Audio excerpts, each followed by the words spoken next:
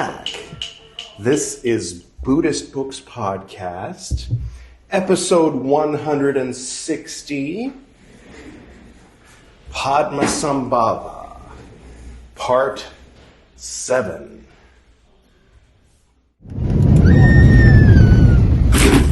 In which I'll be reciting Canto 11 from The Life and Liberation of Padmasambhava.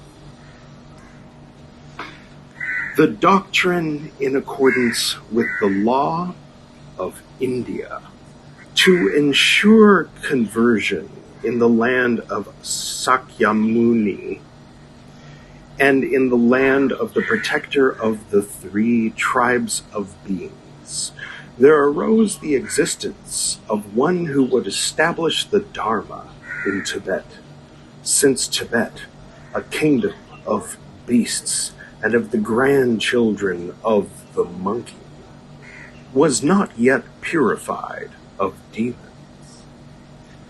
Sakyamuni, having attained the age of 80, set revolving as vehicle of the signs, the 3rd turning of the wheel, and the 4th with the external formulas.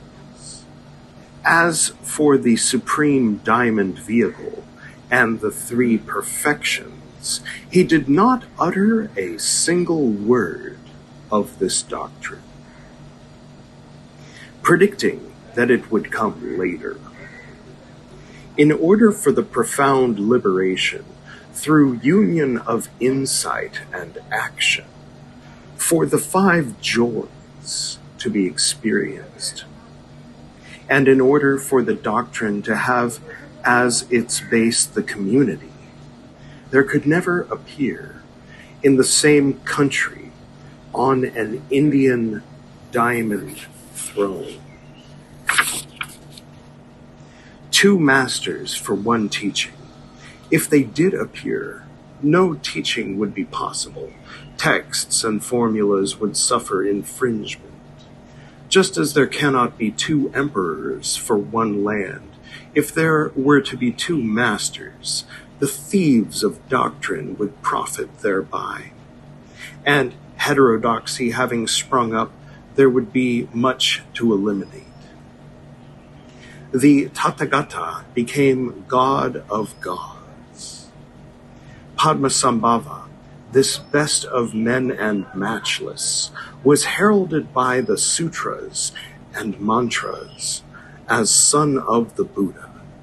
From the sutra of the Dabus Gyur Shawl Lung Batsanba, 42 years from now, on the island in the lake of Danakosa, by spontaneous birth from a lotus, Padmasambhava will appear, Lord of the doctrine of the secret formulas.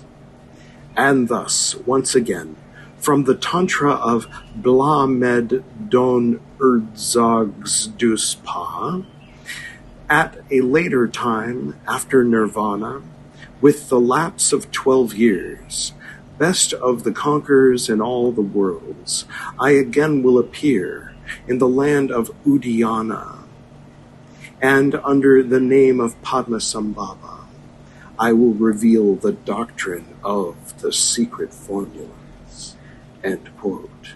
And thus, once again, from the root tantra of the Bakadus, quote, a being of universal renown, who will be one with myself, diamond born of the lake, in keeping with my ordinance, will appear in the future.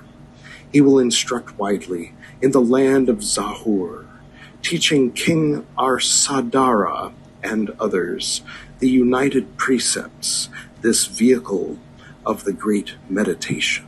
End quote. Such was the declaration. From the Mahaparinirvana Sutra, beneath the sala trees, between 2 tufts of kusa grass, the Bhagavat was surrounded as well as by Kasyapa and the young Nanda, by 100,000 bhiksus of the Brotherhood. He said to the great disciples and to Katyayana and to Kunda and to Ananda, quote, "Behold, I am beyond all affliction. But you, do not be sad. In the middle of the brilliant immaculate lake will appear a being greater than I. Do not weep. When one is replete with uncounted years of life, at last one must be able to die." End quote. That was said in very truth. Therein is nothing false. For the sutras, glory is due to conqueror Sakyamuni. For the mantras, Master Padmasambhava, the master among the various ways in which he was born, had one for this region of a kind that will be described. India is composed of 9 wide domains. In the center is the diamond throne, seat of the Silent One, and from there to the east is the region of Bengal. To the south lies Baida. To the west is Udiana. To the north, the region of Kashmir. Along the southeast, the region of Zahor. Along the southwest, the region of Kangbu. In a northwesterly direction, the land of Copper. In the northeasterly direction, Kamarupa. All the races of these 9 regions are different. Some being tall, others short. Some are unique and marvelous, others in decadence. Because those of each country have their own languages, there are 360 languages, with 360 different alphabets. Thus, there are the vernaculars of the east of India, the dialects of south, west, and north, and others also to be known. Everywhere are cotton loincloths and a diet of rice, but the types of adornment and the ways they are worn are different. And in each region are various kings, a temporal king and a king of the Dharma. The temporal king having no say in religious matters, and the king who is guardian of the Dharma having no say in affairs of state. As a consequence of India's rigid institutions, because acts fall in one category or another, one cannot act as one chooses. To those who see truth through the law of signs, the name Rishi is given. To those who see truth through the law of formulas, the name Siddha is applied. To those who go with heads covered barefoot and wearing the saffron-colored robe, and who, careful in their observances, avoids the 10 faults, the name Sangha is applied. Those who wear plait in their hair, carry the objects and the 6 ornaments, and pierce the portion of enjoyments given over to the 5 desires, there is given the name of Yogin of the secret formulas. To those who handle all of these is given the name Yajamana. To those who unite the 8 penitentials with 5 benignities and the 5 compassions, with the 5 equanimities and the 5 joys, and who teach the 3 or the 20 exercises, the name Upadhyaya is accorded.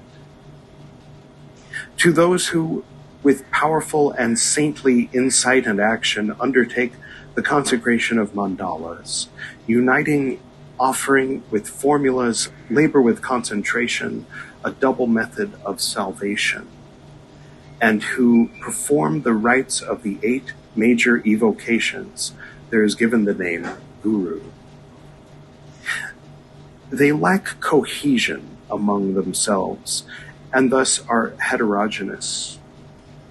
But this discordance between the two doctrines is eliminated at the beating of the great drum of the law, when they all come together. For listening to the teaching, the throne of the king of the dharmas is set up. For destruction, the throne of the temporal king. On the right of the throne of the king of the dharma are placed all the yogins of both sexes. On the left are placed all the sangha of both sexes. All the laymen of both sexes sit in front. In the middle sit the composers of the commentaries to the doctrine. 10,000 standards are raised to left and right. The king who is guardian of the dharmas asks the assemblage questions concerning their work, and they answer, "It is like this." Having been acknowledged, if a work is the doctrine of the texts, the sangha will distribute it among the rows. If it is the doctrine of the formulas, the yogins will distribute it. After being closely examined, the works are presented to the king. Every month the king holds such examinations, and it is seen whether the king's views are promulgated or not. In each work it is seen whether or not the noble precepts have been attained. And each work is evaluated as to whether the dialects are correct. By debate it is seen whether a work is up to par. Having risen with the sun and having come together, doctrinal authors and pundits debate with one another. Having enjoyed belief in a certain work, they will see whether that confidence can be relied on. Having understood it, they will decide whether the understanding is correct. Knowing the examples to be cited, they will see whether or not they are cited. Once the vehicle is recognized and the basis assumed, people say, "Listen to the reverberation of the Dharma written by these men." And it is read 3 times, and if it gives satisfaction, it is glorified and exalted. The texts and formulas have been understood in such and such a sense, the people say. The great pundits have agreed on the texts and formulas, and this doctrine is lifted above the victory banners. The pundits of the king and the Dharma throw flowers. The authors of the doctrine are placed on the lion throne. They are praised. People speak of them with admiration.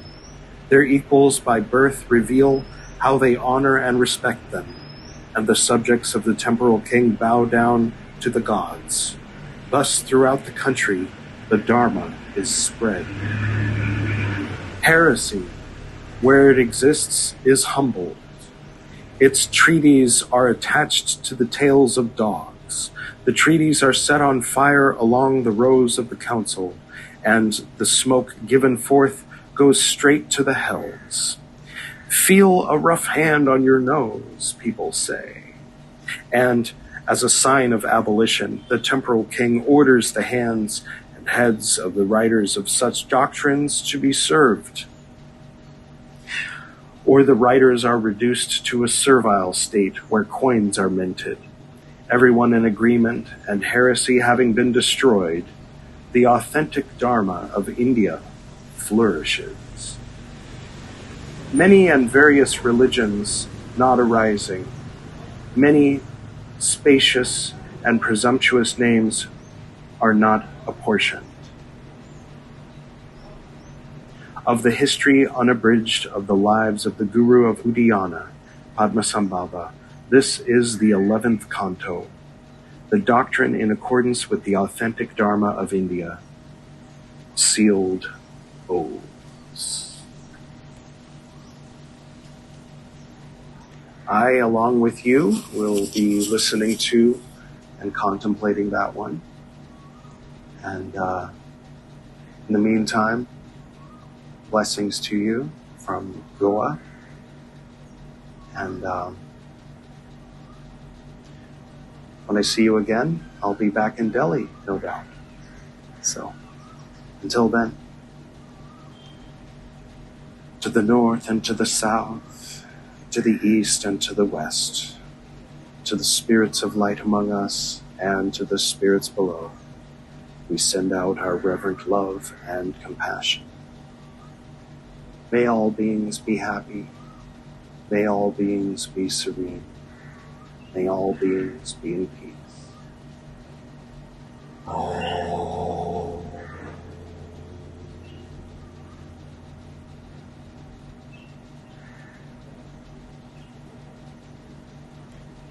Until next time.